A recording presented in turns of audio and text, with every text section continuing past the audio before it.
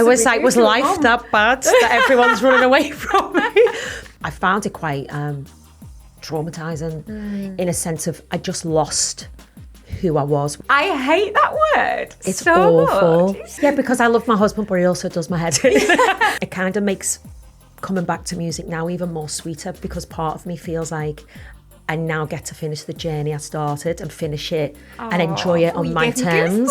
So I had the baby and just like nosedived into perimenopause, which was a baptism of fire. The minute HRT happened or I went on to HRT, it was like, oh, I do love you. I love you actually. Come here.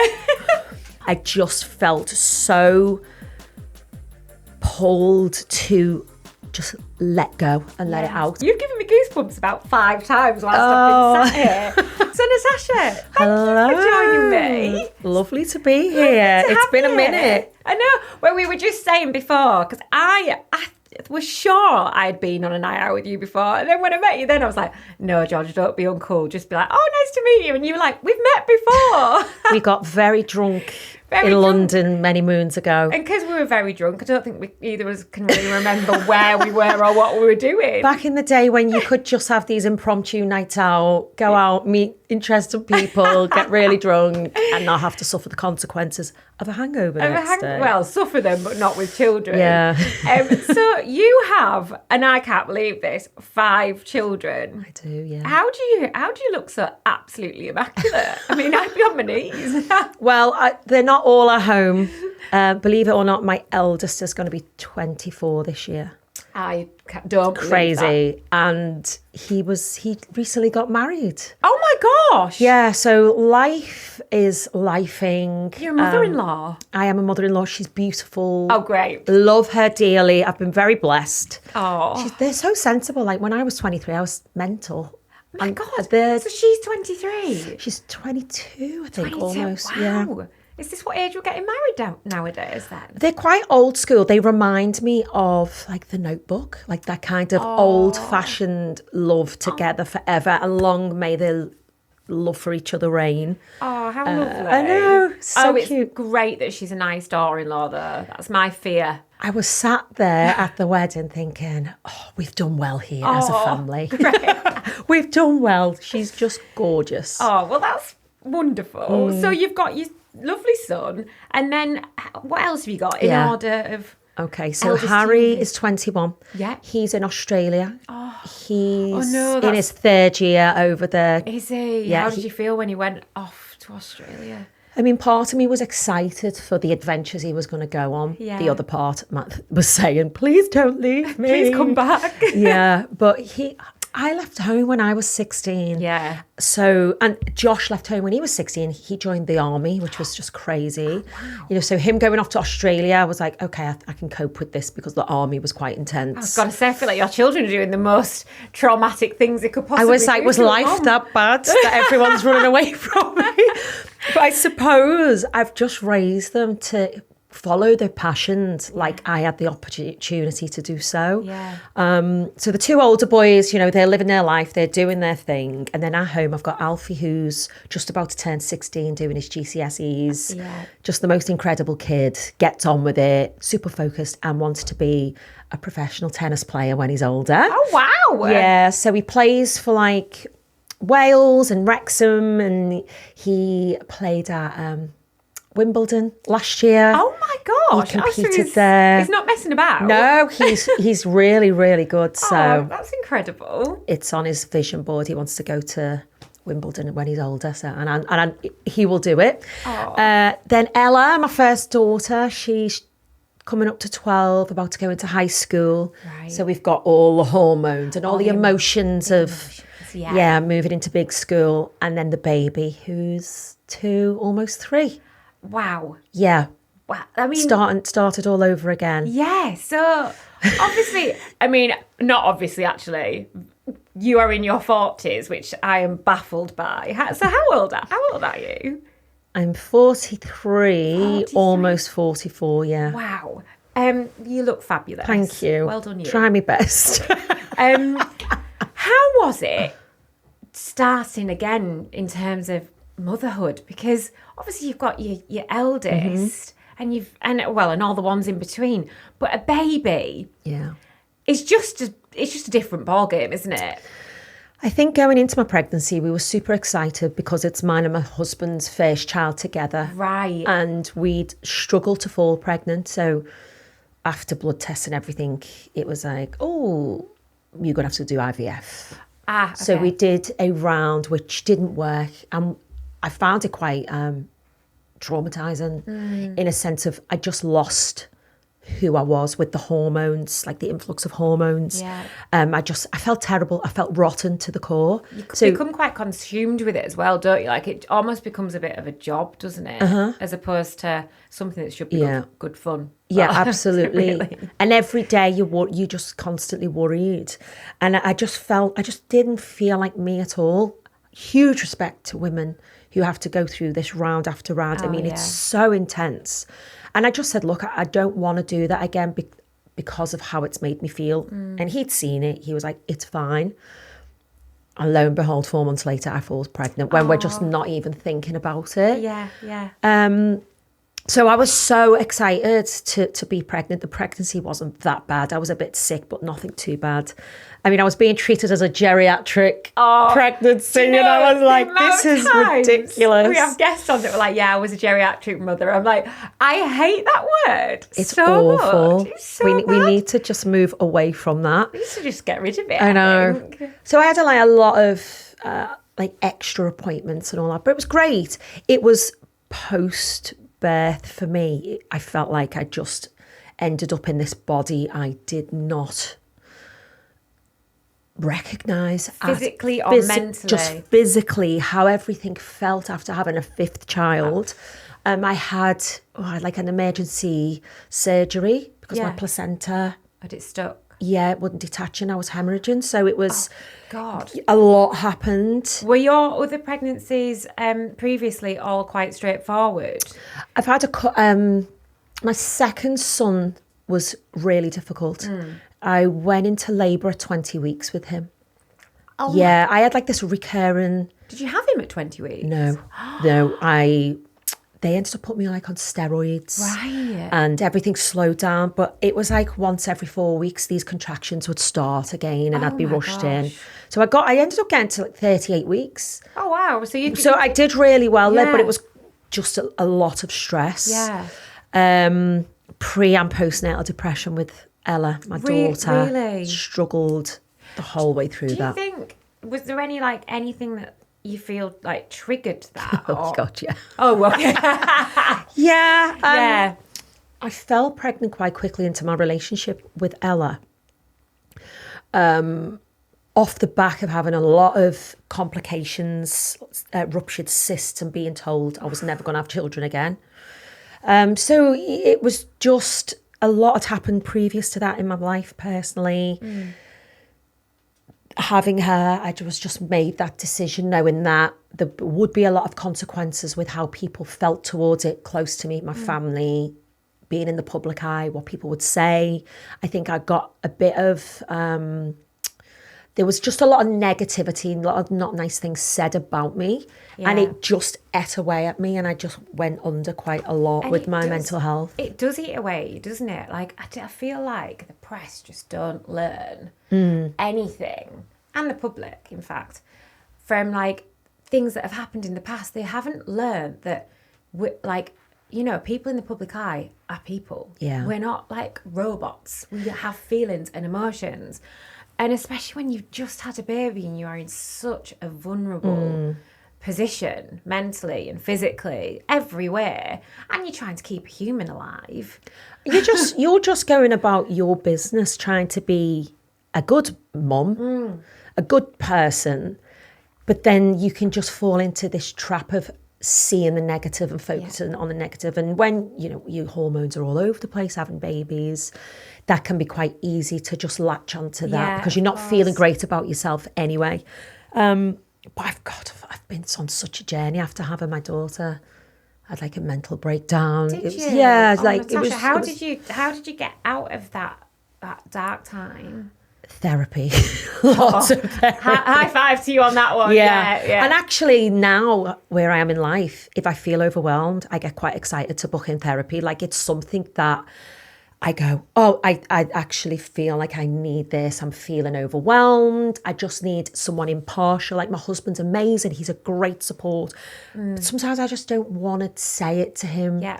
I just want to keep something to me that I can just blurt out Yeah. in a non-judgmental environment. And that's the thing, isn't it? Like, I feel like a lot of the time, like, you know, you've got your friends and your family and your partner around you. And it's not that they're judging you. It's just nice to have somebody that just doesn't know anything about you or only knows what you're kind of like vocalizing.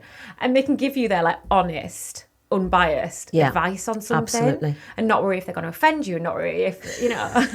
Yeah, because I love my husband, but he also does my head in. And the same things. Sometimes you just want to go, ugh, yeah. and then say thank you for holding space to let me get that out. But it's funny because before I had therapy, I was like, why on earth would I talk to a stranger? And then it's like the complete opposite. It's like, why would you talk to somebody that isn't a stranger? Talking to a stranger is just different. It is just different, and it works. It does. I think we were brought up with parents who would never talk about their emotions. Yeah. Like my parents, I love them dearly, were so close, but I remember my dad saying on many occasions, there's no such thing as depression. Yeah. So My dad's the same. So when I started experiencing depression, anxiety, it was never taken serious by me, and it festered for months and months.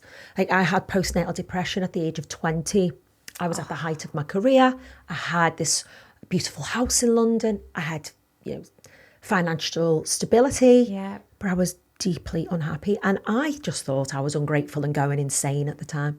Like I've got a number one in the chart, and like I'm looking at the girls and they're so happy, and I am crying myself to sleep every night. I am worried sick that something bad's going to happen to my baby, or I'm at the other side of the world without him. And the right support wasn't there for me as a young mother being a pop star. Back then as well, it was crazy. It was crazy because nothing changed. There was no allowance for the fact that I had a baby. And then when I started to say, look, this isn't working, I need help, the response to that was, oh, well, we'll just get your mum to come along with Josh, which was wonderful. But sometimes I'd be out of bed in the morning before he woke up, and I'd be back in bed when he'd be asleep. Oh, Natasha, that's... I mean, some days my mum would just be driven round. So we'd be in Asia somewhere, and someone would come and collect them, and they'd be driven round to all the sites in the back of like a minibus. Everyone would be looking out the window going, yeah, lovely, lovely. Because it was either that or sit in a dingy studio all day long. So were you on full-on tour then? Full world tour. Oh my gosh. Yeah. So that was like as soon as he was born? Then. Yeah. I mean, I was back at work when he was 6 weeks old. Oh my God. In a pair of high heels, doing dance routines after having an emergency C-section. You had a C-section as well? I actually can't believe that happened. Oh my... Because we all know how sensitive and vulnerable, and we need nurturing, and to be like on a stage in front of thousands of people feeling really uncomfortable in your body, like aching, joints, knees, ankles, sweating profusely because my body's like, what is this stress? Yeah, we've just grown and birthed a child, and you're shoving me on stage. Like, hi guys. Yeah, you're like, it's just crazy the things we did. I think I can no doubt imagine like that almost like masking 100% contributed to your postnatal depression, because when you've got to put on this like perfect front, really, because you were going on stage, you had to have your hair and your makeup done and like look a certain way and make sure you were performing to like a top level. That is so much at the best of times when you're feeling wonderful and you've not just birthed a child. Add a newborn into the mix and being in a different country. Like, even now, thinking back of like holidays, trying to get one baby out on holiday with us, and that was going and just relaxing, was stressful, let alone working at the same time. I mean, bloody hats off to you. I'm surprised that didn't put you off.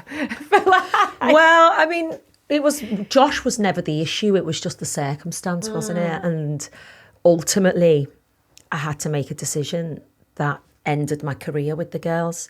And now, out the other side of everything, I just think, God, that's so sad that it had to end like that, because that was my dream. It's all I ever wanted. Yeah. Like, would I have ever thought I was the one that tapped out and said, I can't do this no more? Absolutely not. No. It kind of makes coming back to music now even more sweeter, because part of me feels like I now get to finish the journey I started and finish it and enjoy it on my terms. Goosebumps. That's so lovely. Yeah, so it's just a continuation. And do you feel like your children seeing this side of you? Because obviously your eldest would have seen, that journey to a point, whereas your younger ones haven't so much seen the Atomic Kitten side of things. they've seen bits. Have they seen bits? They're not fazed by it at No. all. For them, it's like, oh, mummy just goes off and does gigs, Yeah. and sometimes we go. Yeah. But like the baby now, she'll go, Mummy, your song. She's so tuned in musically to what it is I do. I'm not at home playing my music on repeat. Learn mummy's music. Yeah, you must learn this music. I went through a stage with Cooper. I was like, should I maybe play some of Danny's music? Because Danny won't do it. But then Cooper's going to his shows not knowing the songs. Well, I got Ella up on stage recently and put the mic in front of her mouth, and she just went, I don't know this song. I'm like, babe, it's Hole Again. Everyone knows the words. She's like, nah. She's like, I don't know this bit. Oh my gosh. Yeah, it was quite funny. That's brilliant. But so it must be. Do you feel like a sense of pride being able to be back and show them what you can do, and on your own as well? Like, it's you. God, yeah. Like it's kind of showing them that you never give up on your passions and what it is you want to do, and you're very much in control of your destiny. Sometimes you just have to take the reins and do it regardless of the outcome. Yeah. Do you feel like the way you are, like, the fact that you are so striving to achieve, what you put to rest for a little while, now you're back and you're like, yeah, I'm going to finish this story. Do you think that's where your children get their, tenaciousness, yeah, and that ambition. attitude for going out and grabbing it? I'm going to go and play tennis. I'm going to go to Australia. I'm going to, get married to the love of my life. Well, for them, they've always had a mum that has to leave home to go and work. Yeah. I think usually mum is the constant, and it's dad that goes and does that traditionally. Yeah. For me, I've always had to go and earn money. I've spent many times as a single parent. Yeah. I've been in the West End. I've had to tour musicals and come home once a week. And I've always struggled with mum guilt. If I don't do this, what else am I doing? Because one, it's my passion. Two, it pays the bills. How else can I support my family? I've been very lucky. I've always had an incredible support system. My husband's been amazing. Like, even quite early on in our relationship, I was like, look, I've got an opportunity to do this tour, but you'd have to be with the kids a few days a week because I don't want them not to be together. Yeah. And he's like, I'll do it. Like, of course I will. Wow. And so they've always seen mum move about, go away. And they've seen me pivot so many times, because after Atomic Kitten, it was literally, who am I and what am I going to do? And I've done so many things. I've had so many different businesses. I've worn so many hats. And I'm just like, right, okay, I've got an idea. I'm going to do it. And I think it just gives them the confidence to just go out there and embrace life the way they want to. Yeah. What a story, though, when you're like, great grandma, and you'll be like, well, what I did during my career was this, and then this happened, and then you've got a hell of a story to tell. I know. I'll be like, go on YouTube. You'll see me when I was young and fabulous. It probably won't even be a thing then, will it? I don't know why I'm going to talk like that when I'm old. But I'm sure you're going to be a old and fabulous grandma. God, we've got all that to come, haven't we? Imagine when we're nan. But what's funny as well, just talking about like YouTube and things like that, is when you started your career, and it was the same like when Danny started his. I'm only relating because you're obviously both musicians. Is there wasn't any social media. Actually, no Instagram when your son was born, because Instagram, your first son, because Instagram, that's a thought. Instagram has only been going for 15 years, I think it is. Yeah, I mean, we used to have like chat rooms on websites. Like MSN Messenger. Yeah, and even that used to frighten me because I'd be like, what do you mean there's like strangers in this room and we're going to speak to them? No, I don't understand. Like, can they hurt us? Did you ever have MySpace? I feel like that was a very musician place I did to be. have MySpace. I used to put lots of stuff on MySpace, but management ran it. I was such a technophobe. How old were you when you got into Atomic Kitten then? I was 16. You were 16? Yeah. Oh my gosh. Yeah. So anything technical, I was like, yeah, no. So how do you feel now then? Obviously, having been a parent through times where there's been no social media to now, I suppose with your second youngest, your daughter that's quite an impressionable age. Yeah. How do you how has parenting changed? I feel like she is way more interested in social media than my boys ever were. So Alfie does have social media and his dad set it up and I was like, well, I wouldn't have done that. But when you're co-parenting someone else, the other parent's not in the same house, you have to tread a fine line of, okay, well, this is happening. And it was initially set up to showcase his tennis. Right. And now he's got like a few different, like he's got like a private one for just his friends. He's got a tennis one. But I've always been very straight down the line. Like you have to be very careful. Yeah. There's like strange people out there. Yeah. And there was a time I remember when he I must have tagged him or something and he'd taken his account off private. Oh, yeah. And he was quite young. And then he was accepting people. Because obviously people that follow me were like, oh, it's Natasha's son. Yeah. But I was like, you can't do that. You cannot accept anyone you do not know. Yeah. Because we don't know who these... don't know them. To you, they're strangers. Yeah. So I've had these conversations. Once before, Ella posted something on my TikTok of herself dancing in the room. Right. So I was like, absolutely not. Yeah. Because she wants to film what all the kids are doing. Yeah. And I say, you can film it and save it to my drafts, but you're not putting it out to the world. No. So that was a conversation. And now she's going into high school. And even though she's not old enough to have social media, she's on it already. Mummy, so when I get this, can I do this? Can I do that? And she lives between two houses, so she does have a phone. And I've got to a point now where I've got a folder where I save important posts that parents are doing. And one of them was a mum who set up a Snapchat account pretending she was 14.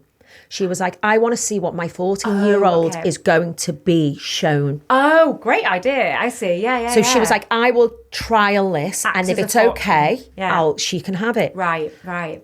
And it was terrifying. It was self-harm, suicide, depression, really dark content. Nothing about young girls, just living life and being free doing and the hair and makeup it was stuff. Really harmful, dark content. That's frightening, isn't it? And then she set one up for herself, like a mum in her 40s, and it was like curtains and curling tongues and so that is petrifying, isn't it? It was disturbing for me, but are you more? I showed her it. I said, did you? Yeah. I need you to understand why this isn't going to happen. And she watched it and she said she didn't like it, and yes, she understands, and she's not asking. That's like exposure therapy, almost like showing them this is what you will be exposed to. This is unfortunately this is the real world. The world we live in, isn't it? This is not, you're not at home with your friends now texting each other. This can filter into your everyday life, and there's no way I'm going to allow that to happen. No, and it is hard sometimes when they live between two homes, because I know it was the same for one of my best friends with her little boy, and he was allowed to play on Roblox at Dad's house, but Mum didn't allow it. And the chat room feature was on. Yeah. And things got a bit sketchy. Oof. And obviously then you've got to try and navigate that as co-parents, which again, adds more into the mix, and it's just tricky, isn't it? Yeah. It's a frightening world. Are you more scared of it with your girls than you are with your boys? I think so. Yeah. I feel like women, young girls, there's so much pressure to conform, to be a certain beauty standard. Yeah.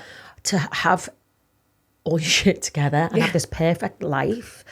And I don't want her worrying about these insignificant, mundane things that is going to take her attention off blooming into a wonderful young human. Yeah. Like, I want her to be focusing on the right things and not the superficial things. And Ella's quite deep. Like, she's really, like, she's an empath, but she's super switched on. You know, she says she wants to be an author when she's older. And I think, you know, the bits I'm showing her is making her realise that's probably not as important to me as maybe I thought it was. Yeah. And I'm sure she's going to try and push back when other friends do have it. But just having that open dialogue is so important. I couldn't go to my mum and talk about periods, you know, simple things. Like, we just didn't discuss it. Yeah. So from quite an early age, I'm like, we discuss things. Good. That's amazing, though. Yeah. Like, and I feel like our generation have really opened that up. Well, we like, want to give them what we didn't have. It's like, where were the missing link? Where was the chinks in the chain? Well, we had everything. We've experienced everything, haven't we? Yeah. I think we're almost like the heads of mental health, all that side of things, because it went from didn't really get talked about. Yeah.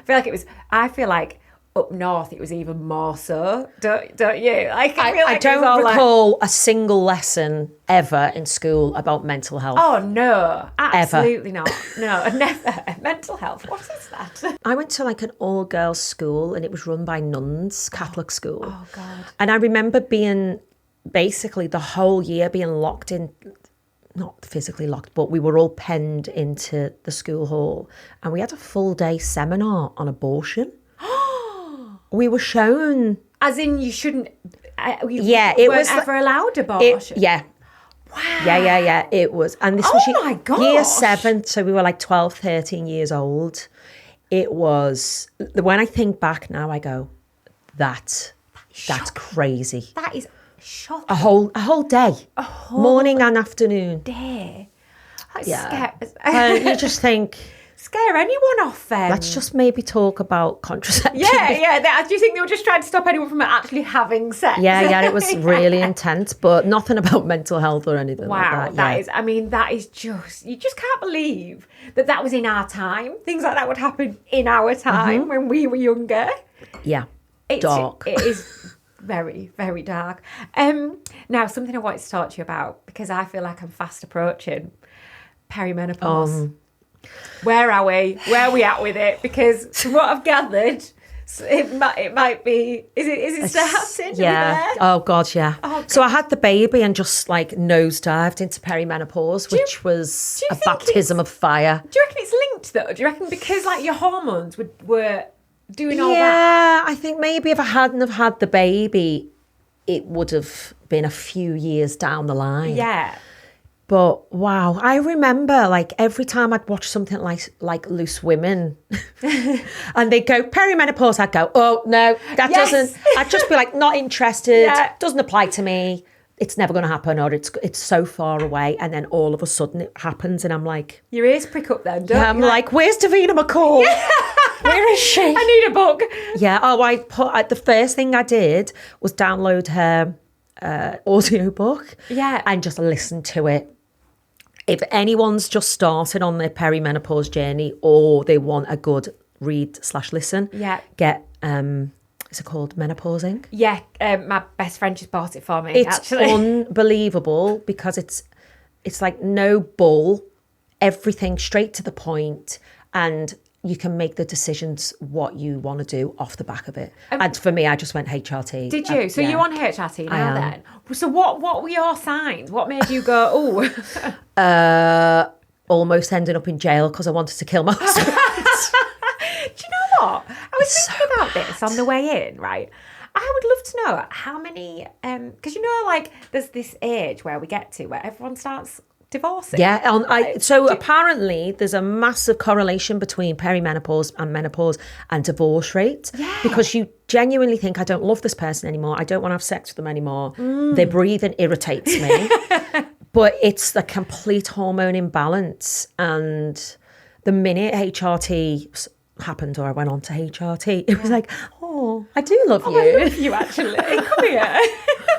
And I can only imagine women who have suffered for years and years and years and just got to a point where, you know, they're not functioning at all and really ruining relationships with not just their partner, but, you know, children and friends because they can't see the woods for the trees. And with having a toddler and coming back to music, I just felt like I didn't have the time to explore other avenues like natural therapies and things because it would have took too long and I was struggling to get out of bed in the morning.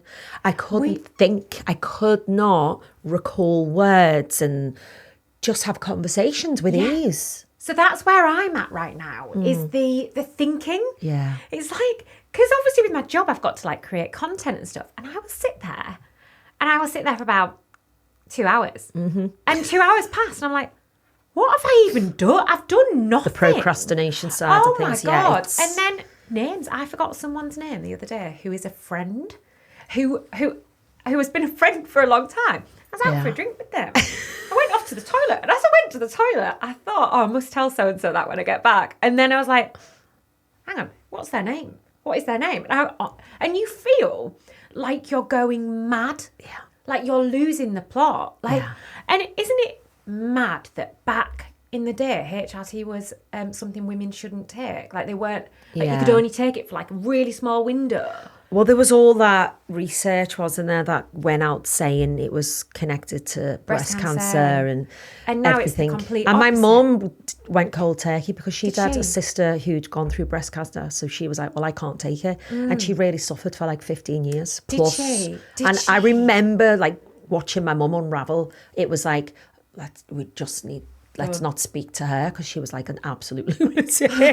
So having that experience as well just made me go, I just don't want to be that person. I don't want to lose years of my life when I could be enjoying it. And I think that's it. That's a really important thing to remember is like, I feel like a lot of women almost like struggle on or go, oh no, it can't be the menopause. It can't be that. It can't be perimenopause.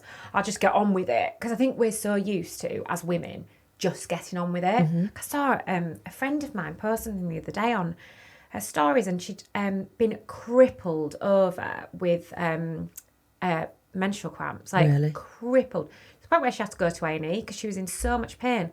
And they just said, nothing we can do for you, and sent her home. I bet if that was like a man's bloody balls, it'd be like all stations go. Blood tests, God, scan them, let's see what's going on. Nothing. It's really frustrating. And also, the NHS is wonderful and HRT has been amazing, but it is very much a one-size-fits-all. So what I noticed is at the beginning, it worked great. It was working perfectly.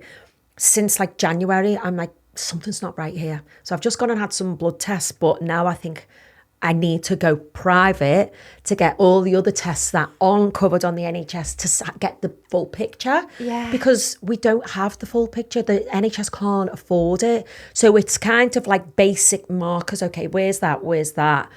And they can do so much. To a certain level. But I'm like, I just don't feel something's not right. Yeah. Even though, you know, your results might come back and it's like, everything's fine. Isn't it mad? You just know in yourself. You know your own body. So, so that's like another thing now. I'm going to have to go and... It's always something with us though, isn't it? It's either childbirth, dealing with after childbirth, periods, menopause. Like, I just feel like women, mental health. Yeah, like, trying to be the perfect mother, wife. Trying to work, trying to have a career, do it all. Yeah. And that's the thing, we can't do it all. We're on our knees. I think it's okay trying to do it all. It's when we try and do it all and it has to be perfect. I think that's where that's our downfall. For some reason, we're like the perfectionists and we're all messy. And I don't mind showing people that I'm messy. Yeah. Like, it's okay not to be perfect and polished. Like, I'm having a good day today because I didn't have no kids. I slept in a hotel and I set my alarm early enough to tongue my hair and put some makeup on. Like, this is a good day. But I like just getting out of bed and like pony hair, no makeup. Yeah. Just like, that's quite nice. Like, no expectations of myself. Yeah, and I think that's lovely. It's lovely that you feel like you can be like that, especially when you're someone that's in the public eye. Like, it's lovely to see like that side of you that's just like hair up, trackies on, like the human. We're human. Yeah. I hate it when you see like other people out there and it's just like the perfect life. Oh, I know. The perfect outfit. And I'm just like, no. Yeah, it was when the trad wife thing came out. I was like, oh no, don't put this pressure on mums because we're not all at home cooking in our lovely dresses. No, nothing ever fits me properly. Even with jeans today, I've got a massive gape on the back. Oh, it's because you've probably got a lovely bottom and a tiny waist though. But I'm always walking around, I'm like, I must get these fixed and taken in or whatever, taken up. I never have the time. Like, my trousers are dragging on the floor. We never have the time. My hair's falling out. 2 different colours because I've not having the time to get it coloured. But well, you look good. You look good. Yeah. Now, before we go, because we were chatting non-stop, I need to talk to you about your bloody career and your music and restarting this passion. A little bit crazy because the music industry is a complete minefield. It's super difficult, and I'm doing this as an independent artist, so I don't have the backing of a major like I did back in the day. This is like all the pennies that I've saved. And the deeper I've gone into it, you start going, God, will it ever resonate? You start getting the doubt. Yeah, you know, and you think, oh, will I ever make my money back? Or people like, it's always like, will people like it? Will people this? And then you just have to go, hang on, I'm not doing this. This is not a popularity contest. I'm doing this to fulfill the dream of what I started years ago. And, I've just stumbled upon Substack. Oh, yeah. I love it. What, to write down all your thoughts? Because I feel like, I love Instagram. I feel like that's my safe space with social media, but there's only so much you can say. Yeah. Then you've got like your little channel inside it, but it's so small and I always feel like, I want to say more. And I miss the day of the blog. I loved my blog. I had a parenting blog years ago called Gurgles and Hurdles. Great name. What a name. Great name. And I loved doing that. And then all of a sudden, I've been like hearing about Substack and I was on the train. I mean, I literally set it up yesterday, but I woke up thinking about it this morning. Oh my God, that's because amazing. It's like a Dear Diary blog. And I feel like it's a space where I can be like, this is really what it is. Not the highlight reel, not a few words here and there. Like, come in and follow me. Do you know what? As well. Like, we need that connection. I'm sick of the superficial shit. Well, exactly. Like, if you were, going and like either doing like your photo shoot or doing a show, then you sat down and wrote exactly what it was like. Like, I felt really shit going on stage, and then I went out there and the crowds were amazing, and this and that and this happened. That would be so interesting for people to read. Like, I love reality. I love people saying how it is.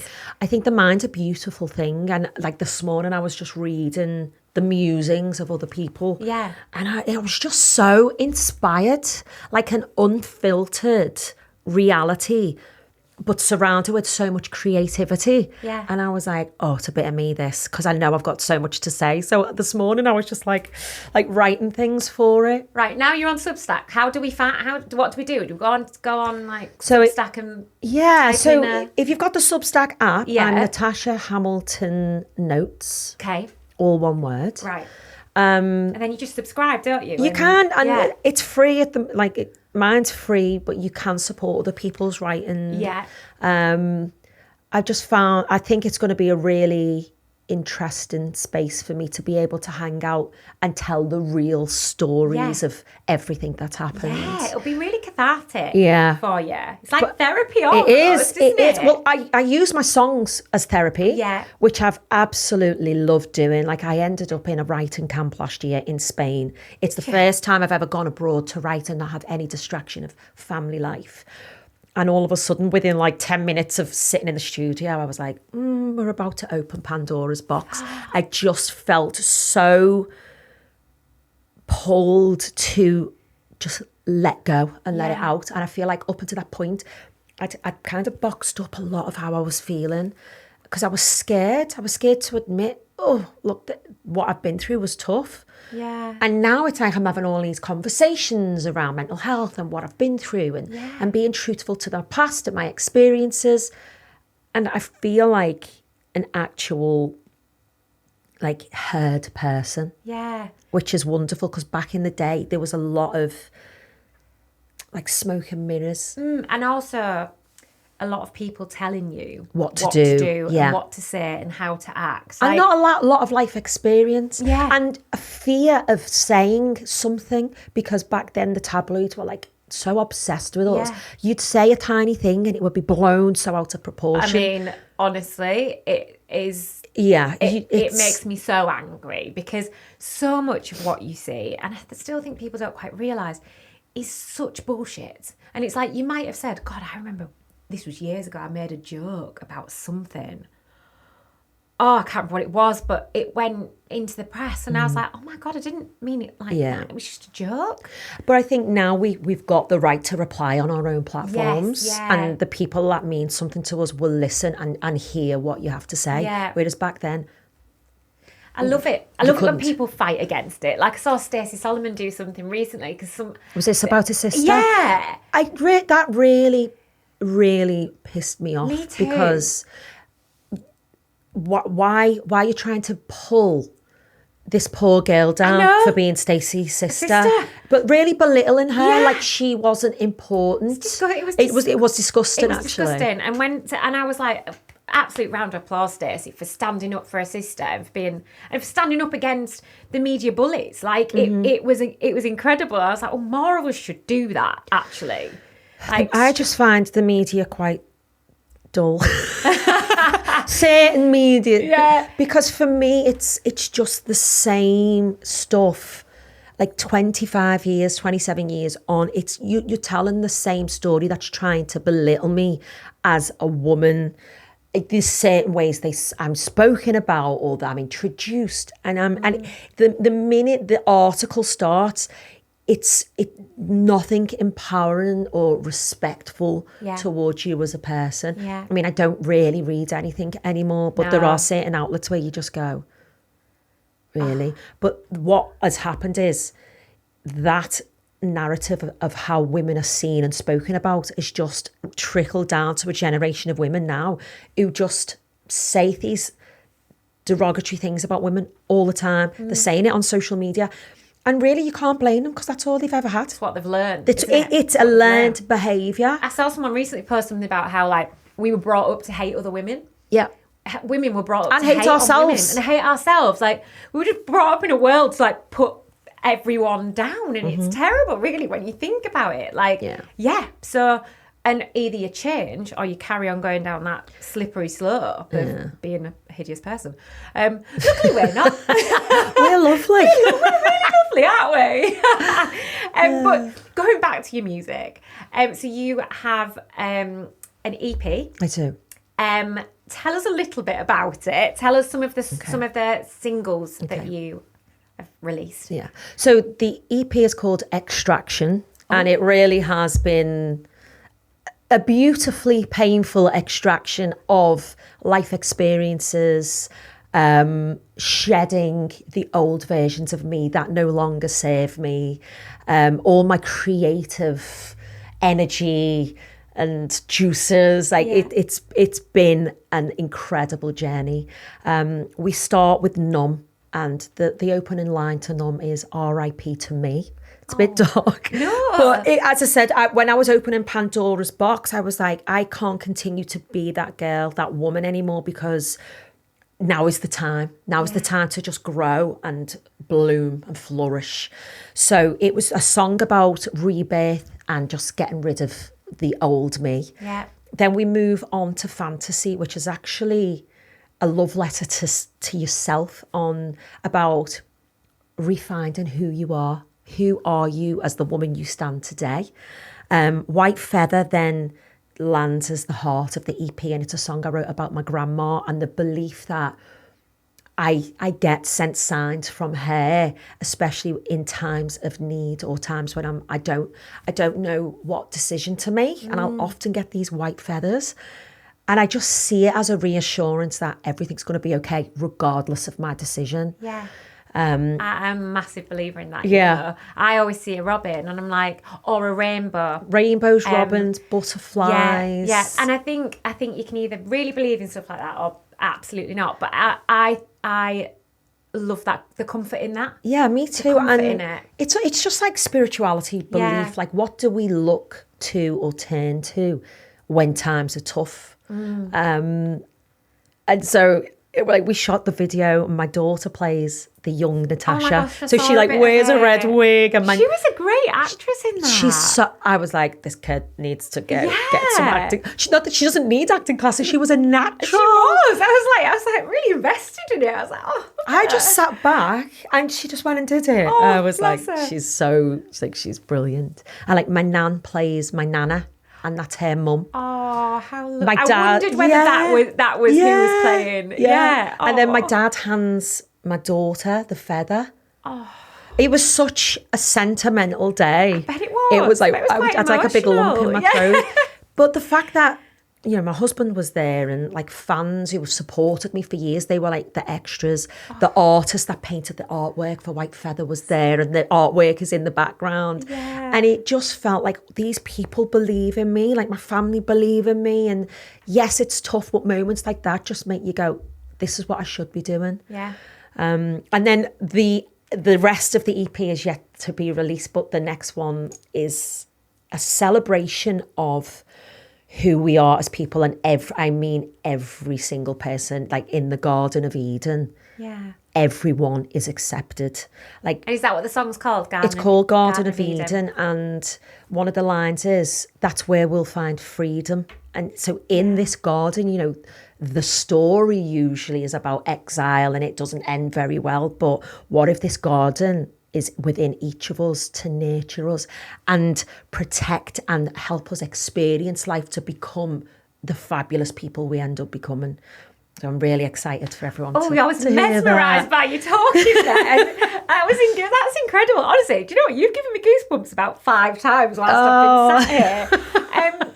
It's the aircon. It's not the aircon. Natasha, thank you. I'm so excited to listen to the full EP, and I'm going to go and read my menopause book, and I'm just going to try, everyone should just try and be a bit more Natasha in their way of thinking, because you are bless you. an absolute positive ball of energy.